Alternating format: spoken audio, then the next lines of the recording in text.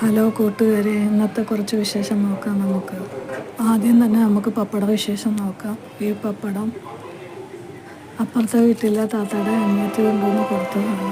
കാണാൻ വളരെ ചെറുതാണെങ്കിലും പൊരിക്കുമ്പോഴത്തേക്ക് അതിന് നല്ല വലിപ്പവും രുചിയും ഉണ്ടാവും. പപ്പടം ചെറുതാണെങ്കിലും നല്ല വലിപ്പവും ഉണ്ട്. ചില പപ്പടങ്ങൾ നല്ല പാത്രം പോലെ ഇരിക്കുന്നു. സോയാബീൻ ഞാൻ പഠിച്ചിട്ട് ടേസ്റ്റൊന്നും ഇല്ലായിരുന്നു. എന്താ മസാലക്കൂട്ട് ശരിയായിട്ടില്ല.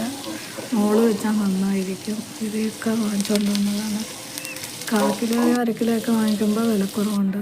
നമ്മളിവിടെ കടയിൽ നിന്ന് വാങ്ങിക്കുമ്പോൾ 20 രൂപയ്ക്ക് കുറച്ചേ കിട്ടാറുള്ളൂ. ഇത് തോനെയുണ്ട്. പിന്നെ ഇന്നത്തെ മീൻ കോരയാണ്. അതൊക്കെ ഇവിടുത്തെ ഹാർബറിൽ നിന്ന് പോയി വാങ്ങിച്ചുകൊണ്ട് വന്നതാണ്.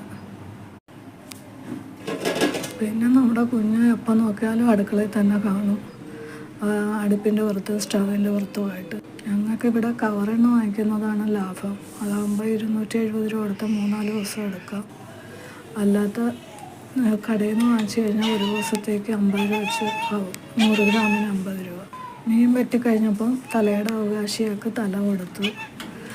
അപ്പോൾ ആദ്യം നമ്മുടെ കുഞ്ഞ് മാത്രമേ ഉള്ളായിരുന്നു. പിന്നെ വേറൊരാളും വന്ന് അവർക്ക് 2 പേർക്കും കൊടുത്തപ്പോഴാണ് വേറെ നികേഷ് വന്ന് അപ്പം പ്രശ്നം ഉണ്ടാക്കിയപ്പം പാവത്താൻ വന്ന് എന്നെ വിളിച്ചുകൊണ്ട് പോകുന്നത്. അവിടെ അവനെ കൊണ്ടുപോയി കഴിപ്പിക്കാൻ നോക്കി. അവൻ നികേഷ് വന്നു കഴിഞ്ഞാൽ കഴിക്കത്തില്ല, മാറി വയ്ക്കും. അങ്ങനെയൊക്കെ ഉണ്ട്.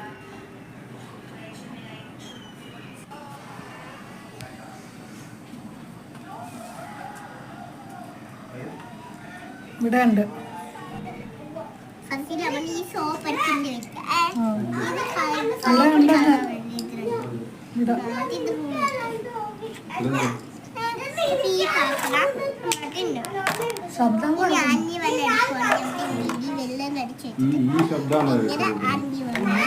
അല്ലാതെ എനിക്ക് സ്വസ്ഥമായിട്ടിരുന്ന് ശബ്ദം കൊടുക്കാൻ വേറെ ഇല്ല.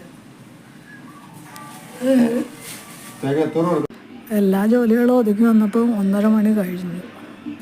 ഇതിൻ്റെ ഇടയ്ക്ക് ഒരു ചക്ക കിട്ടി. അത് കണ്ടിച്ച് ചുള ഇളക്കിയൊക്കെ ഫ്രിഡ്ജിൽ വെച്ചു. എല്ലാം ഒതുക്കിക്കൊണ്ടിരിക്കുകയൊക്കെ വന്നപ്പോഴത്തേക്ക് സമയം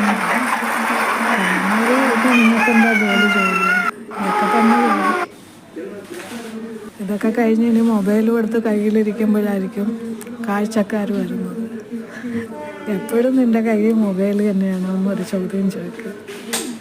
നിങ്ങൾക്ക് ഇതുപോലത്തെ വീഡിയോ ഇഷ്ടമാണെങ്കിൽ പറയണേ. നിങ്ങളുടെ അഭിപ്രായം പോലെ ഇരിക്കും മുന്നോട്ടുള്ള കാര്യങ്ങൾ.